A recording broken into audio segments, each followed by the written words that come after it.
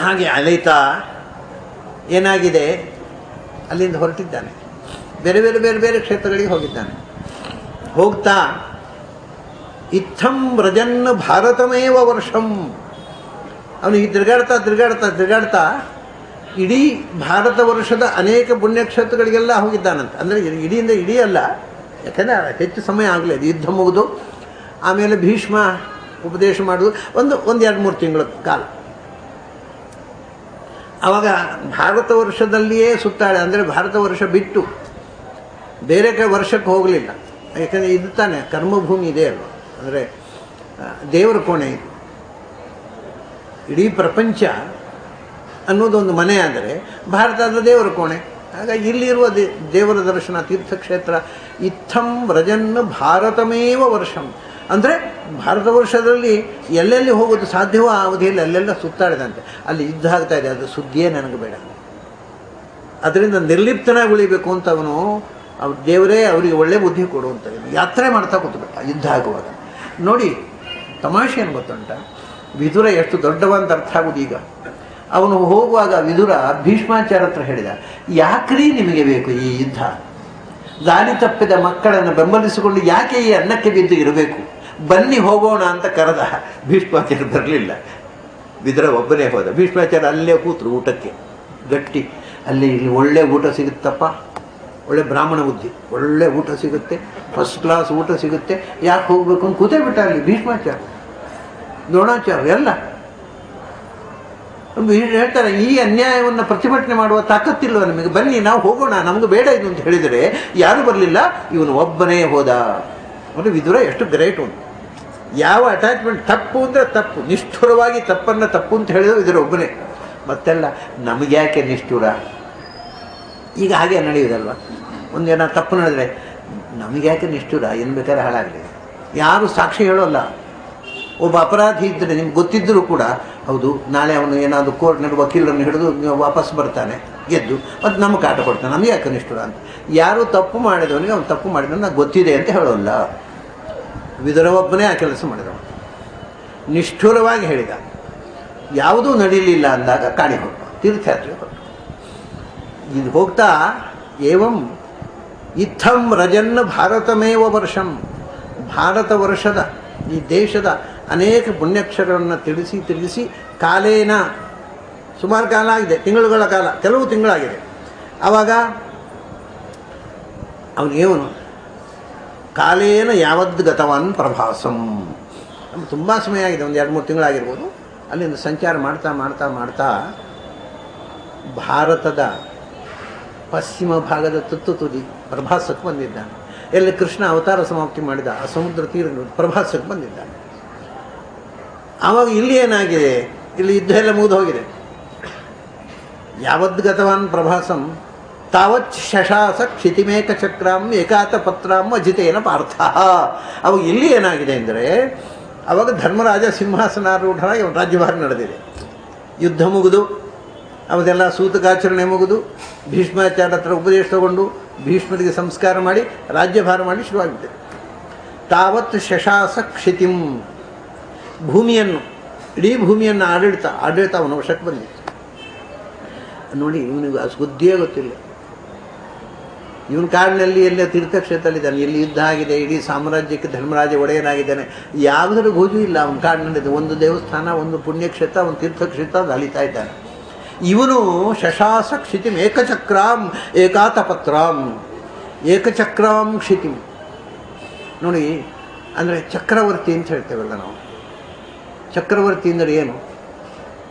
ಚಕ್ರ ಅಂದರೆ ಏನು ನಮ್ಗೆ ಗೊತ್ತು. ಚಕ್ರ ಅಂದರೆ ಸ್ವಾಮಿಗಳು ಬರ್ತಾರಲ್ಲ ಬಲಗೈಗೆ, ಅದೇ ಒಂದೇ ಚಕ್ರ ಅಂದರೆ ಅದೇ ಅಲ್ಲ, ಬೇರೆ ಏನಾದರೂ ಉಂಟು. ಅದು ಚಕ್ರವರ್ತಿ ಅಂದರೆ, ಚಕ್ರ ಅಂದರೆ ಆರ್ಡರ್, ಆಜ್ಞೆ. ತನ್ನ ಆಜ್ಞೆಯಿಂದ ಇಡೀ ಜಗತ್ತನ್ನು ವರ್ತಯತಿ, ತನ್ನ ಆಜ್ಞೆಯಿಂದ ಇಡೀ ಜಗತ್ತನ್ನು ನಿರ್ವಹಿಸಬಲ್ಲವನು ಚಕ್ರವರ್ತಿ, ಅಂದರೆ ಎಂಪರರ್ ಅಂತ ಅರ್ಥ. ಅಂದರೆ ಚಕ್ರ ಅಂದರೆ ಅಲ್ಲಿ ಆಜ್ಞೆ, ರಾಜಾಜ್ಞೆಯನ್ನು ಯಾರೂ ಮೀರುವಾಗಿಲ್ಲ. ಇದು ಏಕಚಕ್ರಾಂ, ಇವನೊಬ್ಬನದೇ ಆಜ್ಞೆ ನಡೆಯೋದು. ಧರ್ಮರಾಜ ಹೇಳಿದರೆ ಆಯಿತು, ಉಳಿದವರು ಏನೂ ಮಾತಾಡೋ ಹಾಗಿಲ್ಲ, ಅಂಥ ಆಧಿಪತ್ಯ. ಏಕಚಕ್ರಾಂ ಯಾಕೆಂದರೆ ಏಕಾತ ಪತ್ರಾಂ, ಬೆಳಗೊಡೆ ಹಿಡಿಯುವ ಅಧಿಕಾರ ಹಿಂದೆ ಬೆಳಗೊಡೆ ಅಂತ ಒಂದು ರಾಜರುಗಳಿಗೆ ಹಿಡಿತಾರೆ. ಈಗೆಲ್ಲ ಈ ದೇವಸ್ಥಾನದ ಉತ್ಸವದೆಲ್ಲ ಹಿಡಿತಾರೆ, ಒಂದು ಬಿಳಿ ಬಟ್ಟೆದು ಕೊಡೆ, ಅದು ಅದಕ್ಕೆ ಶ್ವೇತಛತ್ರ ಅಂತ ಹೆಸರು. ಅದು ಆತಪತ್ರ. ಅದು ಯಾಕೆ ಹಿಡಿಯೋದು ಅಂದರೆ ಮಳೆಗಾಲ ಕಸ್ಕಲ್ಲ ನೋಡಿ, ಅದಕ್ಕೆ ಹೆಸರೇ ಆತಪತ್ರ ಅಂತ. ಮಳೆಗಾಲಕ್ಕೆ ಹಿಡೀಲಿಕ್ಕೆ ಆಗುವುದಿಲ್ಲ ಅದನ್ನು. ಮತ್ತು ರಾಜರು ಹೋಗುವಾಗ ಅವನು ಪಕ್ಕದಲ್ಲಿ ಇದ್ದು ಹಿಡ್ಕೊಂಡು ಹೋಗ್ಬೇಕು. ಹೀಗೆ ಏಕೆ ಬಿಸಿಲು ತಾಗದ ಹಾಗೆ ರಾಜರಿಗೆ ಜಸ್ಟ್ ನೆರಳು ಕೊಡುವುದು, ಅವರು ಬಿಸಿಲು ಮೈಗೆ ಬೀಳಬಾರ್ದು ಅಂತ ಕೊಡೆ ಹಿಡ್ಕೊಂಡು ಹೋಗ್ಬೇಕು. ಅದಕ್ಕೆ ಆತಪತ್ರ. ಆತಪತ್ರ ಬಿಸಿಲಿನಿಂದ ಪ್ರೊಟೆಕ್ಟ್ ಮಾಡುವಂಥ ಕೊಡೆ, ಅದು ಮಳೆಯಿಂದ ಪ್ರೊಟೆಕ್ಟ್ ಮಾಡೋ ಕೊಡೆ ಅಲ್ಲ. ಅಂದರೆ ಕೊಡೆಗಳಲ್ಲಿ ಬೇರೆ ಬೇರೆ, ಇದು ಆತಪತ್ರ. ಆಮೇಲೆ ಇದು ಇನ್ನೂ ಅದನ್ನು ಬಿಳಿ ಕೊಡೆ ಅಂದರೆ ಬಟ್ಟೆಯದ್ದು ಅಂತ ತಿಳ್ಕೋಬೇಡಿ, ಅದೆಲ್ಲ ಮತ್ತೆ ಸ್ಟೈಲಿಗೆ ಬಟ್ಟೆಯದ್ದು ಬಂದದ್ದು. ಮತ್ತು ಆತತ ಪತ್ರ, ತಡವಾಲೆಯ ಆತತ ಬಿಡಿಸಿರ್ತಕ್ಕಂಥ ಕೊಡೆ, ಅದು ತಡವಾಲೆ. ಅದು ಒಲೆ ಕೊಡೆ ಅಂತ ಹೇಳ್ತೇವಲ್ಲ, ಹಿಂದೆ ಎಲ್ಲ ಇದ್ದದ್ದು ಅದೇ. ಈ ಬಟ್ಟೆ ಕೊಡೆ ಇರಲಿಲ್ಲ, ಬಿಳಿ ಕೊಡೆ. ಈಗ ಬಟ್ಟೆ ಕೊಡೆ, ಆಮೇಲೆ ಮುದುಕರು ಅದಕ್ಕೊಂದು ಬಿಳಿ ಮೇಲೆ ಬಟ್ಟೆ ಹಾಕ್ಕೊಳ್ತೀವಿ. ನಾವು ಶ್ವೇತಛತ್ರ ಮುದುಕರಿಗೆ ಬಂತು. ಆದರೆ ಶ್ವೇತಛತ್ರ ಅಂದರೆ ಅದು ರಾಜ ಒಬ್ಬನೇ ಹಿಡಿಯಬೇಕಾದಂಥ ಏಕಾತಪತ್ರ. ಬೆಳಗೊಡೆ, ದಶರಥ ಹೇಳ್ತಾನೆ, ಬೆಳಗೊಡೆಯ ಅಡಿಯಲ್ಲಿ ನನ್ನ ತಲೆಗೂದಲು ಬಿಳಿಯಾಯಿತು, ಇನ್ನಾದರೂ ನನ್ನ ಮಗನಿಗೆ ರಾಜ್ಯ ಕೊಡಬೇಕು ಇವೆಲ್ಲ. ಹಾಗೆ ಇವನು ಏಕಾತಪತ್ರ, ಇವನು ಒಬ್ಬನೇ ಬೆಳಗೊಡೆ ಹಿಡಿಯಬೇಕು. ಅರಮನೆಯಲ್ಲಿ ಇನ್ಯಾರು ಬೆಳಗೊಡೆ ಹಿಡಿಯುವಾಗಿಲ್ಲ. ಏಕಚಕ್ರಂ, ಯಾಕೆಂದರೆ ಅವನೊಬ್ಬನದೇ ಆಜ್ಞೆ, ಚಕ್ರವರ್ತಿ ಅವನು. ಅವನ ಆಜ್ಞೆ ಬಿಟ್ಟು ಇನ್ನೊಬ್ಬನಿಗೆ ಆರ್ಡರ್ ಮಾಡುವ ಅಧಿಕಾರ ಇಲ್ಲ. ಅದು ಆರ್ಡರ್ ಬೇಕು ಅಂತ ಧರ್ಮರಾಜನ ದಸ್ಕತ್ತು ಸೀಲ್ ಬೇಕದ್ರಲ್ಲಿ, ಅದು ರಾಜಾಜ್ಞೆ. ಅಂಥ ಒಂದು ಸಾಮ್ರಾಜ್ಯದ ಚಕ್ರವರ್ತಿಯಾಗಿ ಧರ್ಮರಾಜ ಎಸ್ಟಾಬ್ಲಿಷ್ ಆಗಿಬಿಟ್ಟಿದ್ದ. ಶಶಾಸ ಪೃಥ್ವಿ ಇಡೀ ಭೂಮಿಯ ಒಡೆಯನಾಗಿಬಿಟ್ಟಿದ್ದ. ಹೇಗೆ ಸಾಧ್ಯ ಆಯ್ತಪ್ಪ? ಯುದ್ಧ ಆಗುವ ಮುಂಚೆ ಅವನು ಹೊರಟು ಬಂದಾನೆ. ಯುದ್ಧ ಆಯಿತು. ಯುದ್ಧದಲ್ಲಿ ಇವರು 7 ಅಕ್ಷೋಣಿ, ಅವನು 11 ಅಕ್ಷೋಣಿ ಗೆದ್ದರು. ಹೇಗೆ ಅಜಿತೇನ, ಅಜಿತ ಅಂತ ಕೃಷ್ಣನ ಹೆಸರು. ಎಂದೂ ಸೋಲರಿಯದವನು, ಅವನು ಸೋಲದವನ ಬೆಂಬಲದಿಂದ ಇವರು ಗೆದ್ದರು. ಏಕಾತಪತ್ರಂ ಅಜಿತೇನ ಪಾರ್ಥ. ಸರಿ, ಆಗ ಏನಾಯಿತು? ಪ್ರಭಾಸದಲ್ಲಿ ಹೋದಾಗ, ಅಂದರೆ ಇದು ಯುದ್ಧ ಏನೋ ವಿಷಯ ಏನು ಅಂದರೆ, ಇದನ್ನು ಕೆಲವು ತಿಂಗಳು ಅಷ್ಟೇ ಅಲ್ಲ, ಕೆಲವು ವರ್ಷ ಆಗಿದೆ ಈಗ. ತತ್ರಾಥ ಶುಶ್ರಾವ ಸುಹೃದ್ ವಿನಷ್ಟಿಂ. ಅಲ್ಲಿ ಒಂದು ಸುದ್ದಿ ಬಂತಂತೆ. ಅಂದರೆ ಸುಮಾರು 8-10 ವರ್ಷ ಕಳೀತು ಅಂತ ಇಟ್ಕೊಳ್ಳಿ. ಧರ್ಮರಾಜ ರಾಜ್ಯ ಸ್ಥಾಪನೆ ಮಾಡಿ, ಅಂದರೆ 77ನೇ ವಯಸ್ಸಿನಲ್ಲಿ ಧರ್ಮರಾಜ 72ನೇ ವಯಸ್ಸಿನಲ್ಲಿ ರಾಜ್ಯ ಸಿಕ್ಕಿದ್ದು. ಮತ್ತೊಂದು 8-9 ವರ್ಷ, 80-81 ವಯಸ್ಸು ಧರ್ಮರಾಜನಿಗೆ ಸುಮಾರು. ಆ ಸಮಯದಲ್ಲಿ ಇವನು ಪ್ರಭಾಸ, ಇವನಿಗೆ ಮಧ್ಯದಲ್ಲಿ ಬಂದು ಹೋಗಿದ್ದಾನೆ, ಅದು ಬೇರೆ. ಇದು ಅಲ್ಲಿ ಹೋಗಿ ಪ್ರಭಾಸಕ್ಕೆ ಹೋದಾಗ ಒಂದು ಸಂಗತಿ ಗೊತ್ತಾಯ್ತಂತವನಿಗೆ. ತತ್ರಾಥ ಶುಶ್ರಾವ ಸುಹೃದ್ ವಿನಷ್ಟಿಂ. ಅಲ್ಲಿ ಸುದ್ದಿ ಗೊತ್ತಾಯಿತು, ಗೆಳೆಯರ ನಾಶದ ಸುದ್ದಿ ಗೊತ್ತಾಯಿತು ಅಂತ. ಈ ಏನು ನಮ್ಮ ವ್ಯಾಖ್ಯಾನಕಾರರು ಎಷ್ಟು ಪೆದ್ದುಗಳು ಅಂದರೆ, ಕೆಲವರು ಬರೀತಾರೆ ಸುಹೃದ್ ವಿನಷ್ಟಿ ಅಂತಂದರೆ ಯಾದವರನ್ನು ಅಲ್ಲ, ಕೌರವರ ನಾಶ ಅಂತ. ಧರ್ಮರಾಜ ಚಕ್ರವರ್ತಿಯಾಗಿ ಎಸ್ಟಾಬ್ಲಿಷ್ ಆಗಿದೆ ಅನ್ನೋದು ಮೊದಲ ಸುದ್ದಿ. ಸುಹೃತ್ ಪಾಂಡವರ ನಾಶದ ಸುದ್ದಿ ಅಂತ ಹೀಗೆಲ್ಲ ತಪ್ಪು. ಸುಹೃದ್ ವಿನಷ್ಟಿಯಿಂದ ಯದುಕುಲದ ನಾಶ. ಗೆಳೆಯರು ಕುರುವಂಶದವರಿಗೆ ಗೆಳೆಯರು, ಸುಹೃತ್ತುಗಳು ಯಾದವರು ಹೊಡೆದಾಡಿಕೊಂಡು ಸಾಯುವ ಸುದ್ದಿಯನ್ನು ಕೇಳಿದ ಅಂತ. ಸತ್ತ ಸುದ್ದಿ ಅಲ್ಲ, ಸಾಯುವ ಸುದ್ದಿ. ಯಾಕೆಂದರೆ ಅವರು ಹೊಡೆದಾಡಿಕೊಂಡು ಸತ್ತದ್ದು ಮತ್ತು ಇನ್ನೊಂದು 20 ವರ್ಷಗಳ 26 ವರ್ಷಗಳ ಮೇಲೆ. ಅದನ್ನ ಸುಹೃತ್ತುಗಳ ಸಾವಿನ ಸುದ್ದಿಯನ್ನು ಕೇಳಿದ, ಸತ್ತ ಸುದ್ದಿ ಅಲ್ಲ. ಯಾಕೆಂದರೆ ಶಾಪ ಬಂದುಬಿಟ್ಟಿದೆ, ಋಷಿಗಳು ಶಾಪ ಕೊಟ್ಟಿದ್ದಾರೆ ಅಂದ ಅವನು ಹೊಡೆದಾಡಿಕೊಂಡು ಸಾಯಿರಿ ಅಂತ ಶಾಪ ಬಂದುಬಿಟ್ಟಿದೆ. ಪಾಪ ಯಾದವರಿಗೆ ದೊಡ್ಡ ದುರಂತ. ಅಂದರೆ ಶಾಪದಿಂದ ಯಾದವರ ನಾಶ ಆಗುತ್ತೆ ಅನ್ನೋ ಸುದ್ದಿ ಅವನು ಸಿಕ್ಕಿ. ತತ್ರಾಥ ಶುಶ್ರಾವ ಸುಹೃದ್ ವಿನಿಷ್ಟಿಂ. ಹೇಗೆ ನಾಶ? ವನಂ ಯಥಾ ವೇಣುಜವಹ್ನಿನಾಶ್ರಯಂ ಸಂಸ್ಪರ್ಧೆಯ ದಗ್ಧಂ ಅಥಾನುಶೋಚನ್. ವನಂ ಯಥಾ ವೇಣುಜ ವಹ್ನಿನಾಶ್ರಯ. ಹೇಗೆ ಅಂದರೆ, ಒಂದು ಕಾಡಿರ್ತದೆ, ಆ ಕಾಡಿನಲ್ಲಿ ಬಿದಿರಿನ ಬೆಳೆ ಇರ್ತದೆ. ಆ ಬಿದಿರಿನ ಬೆಳೆ ಇದೀಗ ಕಾಲ್ಗಿಚ್ಚು ಹತ್ತುವುದು ಹಾಗೆ. ಎಷ್ಟೋ ಕಡೆ 100 ಮೇಲೂ ಕಾಲ್ಗಿಚ್ಚಿನಿಂದ ಬೆಂಕಿ ಕೊಡಬೇಕಾಗಿಲ್ಲ, ಯಾರೂ ಬೆಂಕಿ ಕೊಟ್ಟಾಗೋದಲ್ಲ. ಆ ಬಿದಿರಿನ ಬೆಳೆ ಇರುತ್ತಲ್ಲ, ಆ ಬಿದಿರಿನ ಬೆಳೆಗಳು ಗಾಳಿಗೆ ಒಂದಕ್ಕೊಂದು ಡಿಕ್ಕಿ ಹೊಡಿತವೆ. ದೊಡ್ಡ ಬಿದಿರಿನ ಬೆಳೆ ಅಂತ 100 ಅದು ಒಂದಕ್ಕೊಂದು ತಿಕ್ಕಿದಾಗ ಹೇಗೆ ನಿಮಗೆ ಬೆಂಕಿ ಪೆಟ್ಟಿಗೆಗೆ ಕಡ್ಡಿ ತಿಕ್ಕಿದಾಗ ಬೆಂಕಿ ಕಿಡಿ ಬರುತ್ತೆ, ಹಾಗೆ ಅವ್ರು ರಬ್ಬು ಎರಡು ಬಿದಿರಿನ ಮಳೆ ಒಂದಕ್ಕೊಂದು ವೇಗವಾಗಿ ರಬ್ಬಾದಾಗ ತಿಕ್ಕಿದಾಗ ಬೆಂಕಿ ಹುಟ್ಟಿಕೊಳ್ಳುತ್ತೆ, ಅದು ಇಡೀ ಕಾಡನ್ನು ಸುಟ್ಟು ಬಿಡುತ್ತೆ. ಹೇಗೆ ಬೆಂಕಿಯ ಕಾಡಿನ ಒಂದು ಮರದಿಂದಲೇ ಹುಟ್ಟಿದ ಬೆಂಕಿಯಿಂದ ಕಾಡು ನಾಶವಾಗುತ್ತೋ ಹಾಗೆ ಇವರು ತಾವೇ ಜಗಳ ಮಾಡ್ಕೊಂಡು ಸತ್ತು. ಒಂದು ಹೊರಗಿನವರ ಜಗಳ ಅಲ್ಲ, ವೇಣುನ ತನ್ನಗೆ ಆಶ್ರಯ ಕೊಟ್ಟ ಕಾಡನ್ನೇ ಬೆಂಕಿ ಸುಟ್ಟುಬಿಡುತ್ತೆ. ಹಾಗೆ ಸಂಸ್ಪರ್ಧೆಯ ಇವರವರವರ ಜಗಳ ಮಾಡಿಕೊಂಡು ಹೇಗೆ ಎರಡು ಬಿದಿರುಗಳು ಒಂದಕ್ಕೊಂದು ಹೊಡೆದಾಡಿಕೊಂಡು ಹಾಗೆ ಇವರು ಒಬ್ಬರೊಬ್ಬರು ಹೊಡೆದಾಡಿಕೊಂಡು ಯಾದವರು ಸತ್ತು ಸಾಯ್ತಾರೆ ಅನ್ನೋ ಸುದ್ದಿ. ಯಾಕೆಂದರೆ ಇದು ಶಾಪ ಅಷ್ಟೇ, ಈಗಿನ ಸತ್ತಿಲ್ಲ. ಸಂಸ್ಪರ್ಧೆಯ ದಗ್ಧಂ ಅಥ ಅನುಶೋಚನ. ಅಯ್ಯೋ ಯಾದವರ ಪಾಡು ಹೀಗಾಗುತ್ತಲ್ಲ ಅಂತ ಸುದ್ದಿ ಕೇಳಿ ದುಃಖ ಆಯ್ತಂತೆ ಅವನಿಗೆ. ಅಥ ಅನುಶೋಚನ. ಅವನು ಏನು ಮಾಡಿದ? ಏನು ಮಾಡಲಿಕ್ಕೆ ಉಪಾಯ ಇಲ್ಲ. ದೈವ ಭಗವಂತನು ಹುಟ್ಟಿದ ಕುಲಕ್ಕೆ ಹೀಗೆ ಅಂದಮೇಲೆ ಉಳಿದವರ ಪಾಡೇನು? ಭಗವಂತನೇ ರಕ್ಷಣೆ ಮಾಡಲಿಲ್ಲ ಅಂದರೆ ಇನ್ನು ಯಾರು ರಕ್ಷಣೆ ಮಾಡಬೇಕು ಯಾದವರನ್ನು ಅಂತ ಹೀಗೆ ಮನಸ್ಸಿನಲ್ಲಿ ಬೇಸರ ಆಯ್ತಂತೆ. ಆಮೇಲೆ ಸರಸ್ವತಿಯಂ ಪ್ರತ್ಯಗಿಯಾಯ ತೂಷ್ಣಿ, ಅಲ್ಲಿಂದ ಪ್ರತೀಚಿ ಪಶ್ಚಿಮಾಭಿಮುಖವಾಗಿ ಹರಿಯತಕ್ಕಂಥ ಸರಸ್ವತಿ ನದಿಯ ಗುಂಟ ಇಳ್ಕೊಂಡು ಬಂದ. ಪ್ರಭಾಸೆಯಿಂದ ಕೆಳಕ್ಕೆ ಬಂದ. ಆ ಸರಸ್ವತಿ ನದಿ ಇತ್ತು ಆವಾಗ. ಈಗ ನಿಮಗೆ ಸರಸ್ವತಿ ನದಿಯನ್ನು ಕಾಣಿಸೋದ್ರಲ್ಲಿ ಕೂಡ ಈಗ ಅದು ಸರಸ್ವತಿ ನದಿ ಇದ್ದ ಜಾಗದಲ್ಲಿ ಈಗ ಮರುಭೂಮಿ, ಕಚ್ಚರಣ್ ಮರುಭೂಮಿಯಾಗಿದೆ. ಅಲ್ಲೆಲ್ಲ ಆ ಮರುಭೂಮಿ ಇದ್ದ ಜಾಗ ಸರಸ್ವತಿ ನದಿಯ ಗುಂಟ ಪಶ್ಚಿಮಾಭಿಮುಖವಾಗಿ ಬಂದ. ಆವಾಗ ಇದು ವಿಷಯ ಏನು ಅಂದರೆ ಈಗೊಂದು ಸಂಶಯ ಬಂತು ನೋಡಿ.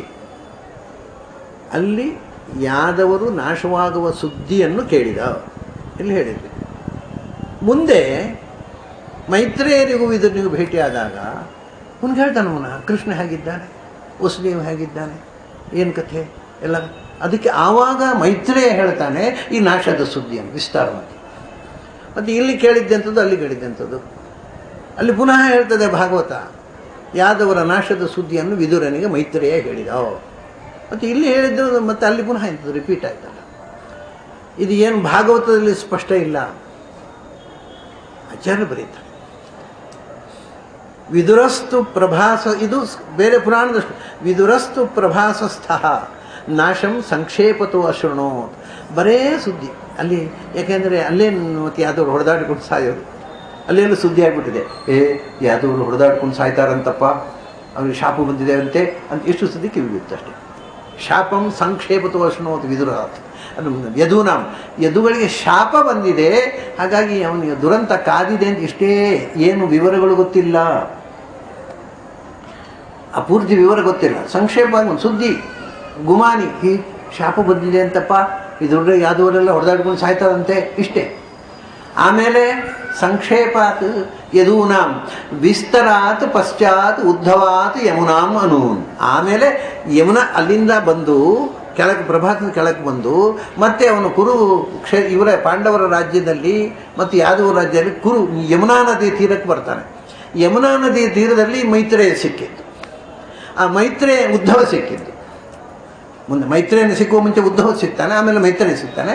ಯಮುನಾ ನದಿ ತೀರದಲ್ಲಿ ಉದ್ಧವ ಸಿಕ್ಕಿದಾಗ ಉದ್ಧವ ವಿಸ್ತಾರವಾಗಿ ಆಗತ್ತೆ ಮುಂದೆ ಅನ್ನೋದನ್ನು ಕೃಷ್ಣ ಹೇಳಿರ್ತಾನೆ. ಉದ್ಧವನಿಗೆ ಮುಂದೆ ಏನಾಗುತ್ತೆ ಅನ್ನೋದನ್ನು ವಿಸ್ತಾರವಾಗಿ ಹೇಳ್ತಾನೆ. ಹಾಗಾಗಿ ಇಲ್ಲಿ ಸುಮ್ಮನೆ ಸುದ್ದಿ ಮುತ್ತಿದ್ದು, ಆ ಸುದ್ದಿಯ ವಿವರವನ್ನು ಮುಂದೆ ಉದ್ಧವ ಹೇಳೋದು ಅಂತ. ಹೀಗೆ ಆ ಕಥೆ ಪುನರುಕ್ತಿ ಇಲ್ಲದಂತೆ ಇದು ಕೂಡ ಸ್ಕಾಂದ ಪುರಾಣ ಶ್ಲೋಕ ಕೊಟ್ಬಿಟ್ರಿ, ಏನು ವ್ಯಾಖ್ಯಾನ ಬರೆಯೋದಿಲ್ಲ ಆಚಾರ್ಯ. ಇದು ಒಂದು ವ್ಯಾಖ್ಯಾನ ಬರೀತಕ್ಕಂಥವನ ಜವಾಬ್ದಾರಿ ಏನು ಅನ್ನೋದನ್ನು ತೋರಿಸಿಕೊಟ್ಟವರು ಆಚಾರ್ಯ. ಉಳಿದವರ ಶ್ಲೋಕಕ್ಕೆ ಅರ್ಥ ಬರೆದ್ರು, ಶಬ್ದಕ್ಕೆ ಡಿಕ್ಷನರಿಯನ್ನು ಕೋಶ ಕೊಟ್ಟರು, ಅಷ್ಟೇ. ಏನು ವಿರೋಧವನ್ನು ಪರಿಹಾರ ಇಲ್ಲೇ ಇಲ್ಲ. ಅಲ್ಲಿ ಹಾಗೆ ಹೇಳಿದ್ದಾರೆ, ಇನ್ನು ಹೇಳಿದ್ದಾರೆ, ಏನು ಇವರು ಸುದ್ದಿ ಇಲ್ಲ ಇದೆ. ಆಯಿತು, ಇಷ್ಟ ಆಯಿತು.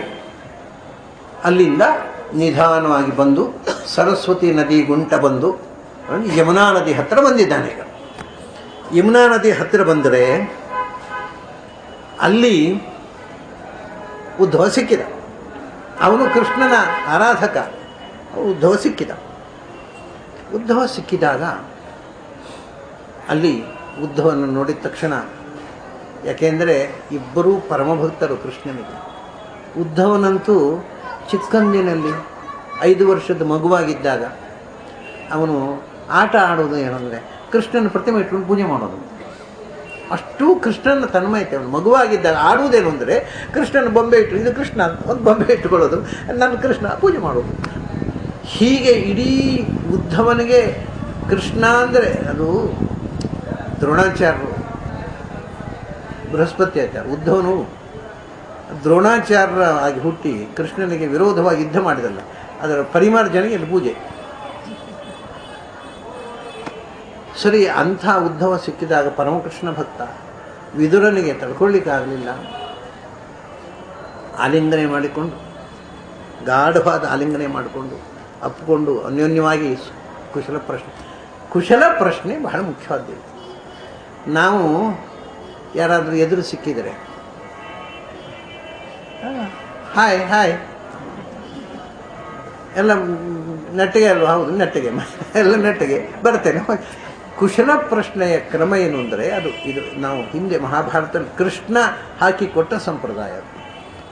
ಒಬ್ಬರ ಮನೆಗೆ ಹೋದರೆ ಅಥವಾ ದಾರಿಯಲ್ಲಿ ಯಾರು ಸಿಕ್ಕಿದರೆ ಆ ಮನೆಯ ಹಿರಿಯರಿಂದ ಹಿಡಿದು ಕಿರಿಯರ ತನಕ ಎಲ್ಲರ ಯೋಗಕ್ಷೇಮ ವಿಚಾರಿಸಬೇಕು, ಇಂಡಿವಿಜುವಲ್ ಆಗಿ.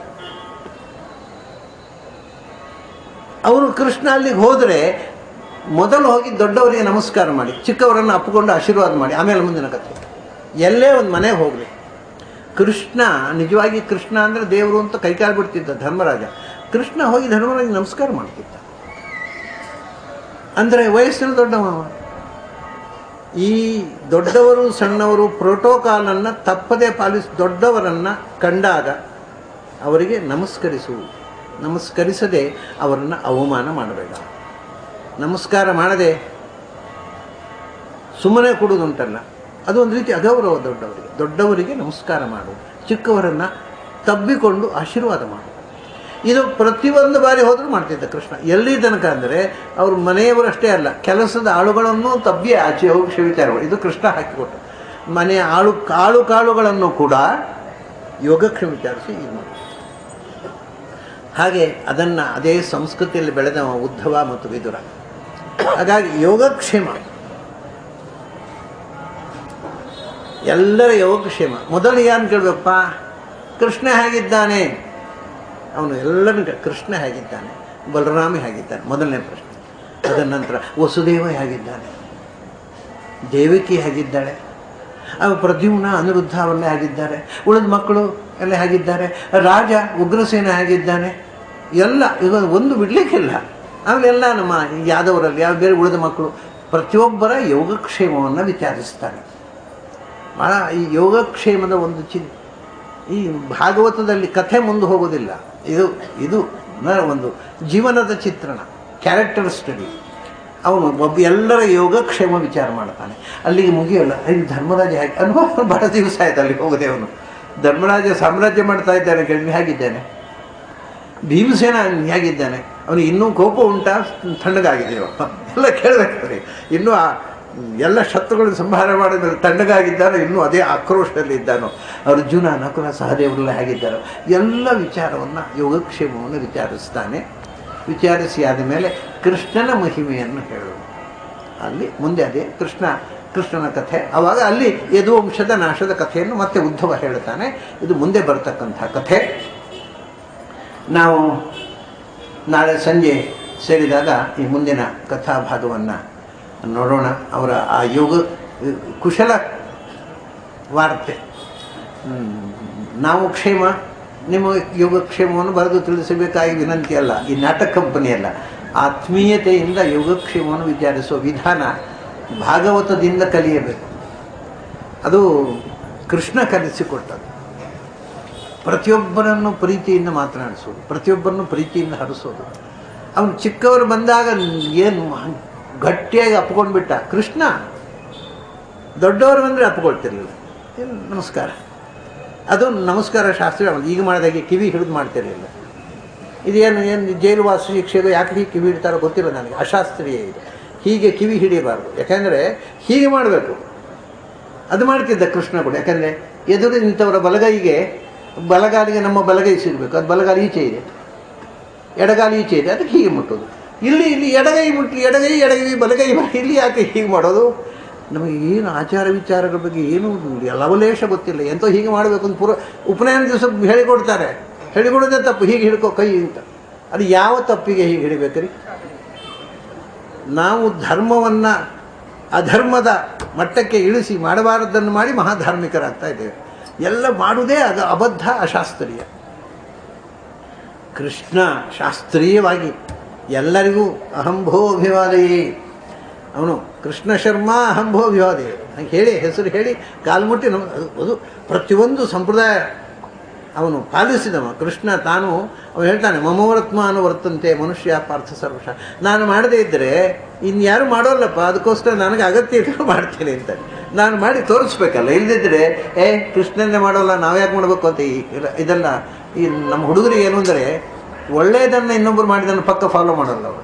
ಕೆಟ್ಟದ್ದನ್ನು ನಮ್ಮ ಮೇಷ್ಟ್ರು ಸಿಗರೇಟ್ ಸೇಡ್ತಾರೋ ಬಾಬಾ, ಹುಡುಗರು ಸಿಗರೇಟ್, ಯಾಕೆಂದ್ರೆ ಮೇಷ್ಟ್ರು ಪಾಠ ಹೇಳಿದ್ದನ್ನು ಕಲಿಯೋದಿಲ್ಲ, ಅವ್ರು ಸಿಗರೇಟ್ ಸೇರ್ತಾರೆ, ಬೇಗ ಕಲಿತಾರೆ. ಹಾಗೆ ಯಾವುದೇ ಕೆಟ್ಟದ್ದನ್ನು ದೊಡ್ಡವರು ಮಾಡಿದ್ದನ್ನು ನೋಡಿ ಬೇಗ ಕಲಿತಾರೆ, ಒಳ್ಳೆಯದನ್ನು. ಅದಕ್ಕೆ ನಾನು ಮಾಡದೇ ಇದ್ದರೆ ಬೇಗ ಕಲಿತಾರೆ. ಕೃಷ್ಣನೇ ಮಾಡೋಲ್ಲ, ನಾವ್ಯಾಕೆ ಮಾಡಬೇಕು ಜಪ, ಬಿಟ್ಬಿಡೋದು. ಅದಕ್ಕೆ ಕೃಷ್ಣ ಪಾಪ ಯಾರಿಗೋಸ್ಕರ ಮಾಡಬೇಕು, ಆದರೂ ಜಪ ಮಾಡ್ತಿದ್ದ. ಯಾಕೆಂದರೆ ಅವನು ಮಾಡದೆ ಹೋಗಿ ಯಾರೂ ಮಾಡೋಲ್ವಲ್ಲ. ನಾನು ಮಾಡದೇ ಇದ್ದರೆ ಯಾರೂ ಮಾಡೋಲ್ಲಪ್ಪ, ಅದಕ್ಕೋಸ್ಕರ ನಾನು ಎಲ್ಲ ಬಿಟ್ಟವನು ಮಾಡ್ತಾ ಇದೆಯಲ್ಲ. ಒಂದು ಮನುಷ್ಯ ಹೇಗೆ ನಡ್ಕೋಬೇಕು ಅದನ್ನು ತೋರಿಸುವುದಕ್ಕೋಸ್ಕರ. ಅದು ಲೋಕದಲ್ಲಿ ಅವನು ನಡ್ಕೊಂಡ ರೀತಿ, ಲೋಕವಿಲಕ್ಷಣವಾಗಿ ನಡ್ಕೊಂಡವನು ಅವನು, ಎಲ್ಲ ಲೋಕದ ಪದ್ಧತಿಯನ್ನು ಪಾಲಿಸುವವನು ಅವನು. ಅದು ಅತ್ಯದ್ಭುತವಾದ ಒಂದು ಕ್ಯಾರೆಕ್ಟರ್ ಕೃಷ್ಣ. ಅವನಿಂದ ಶಿಕ್ಷಣ ಪಡೆದಂಥ ಈ ವಿದುರ ಮತ್ತು ಉದ್ಧವರ ಆ ಯೋಗಕ್ಷೇಮದ ಚಿಂತನೆಯ ಸೊಬಗನ್ನು ನಾಳೆ ದಿವಸದಾಗ ನೋಡೋಣ. ಅಲ್ಲಿ ತನಕ ನಿಮಗೆಲ್ಲ ಅಭಿನಂದನೆಗಳು ಮತ್ತು ಅಭಿವಂದನೆ.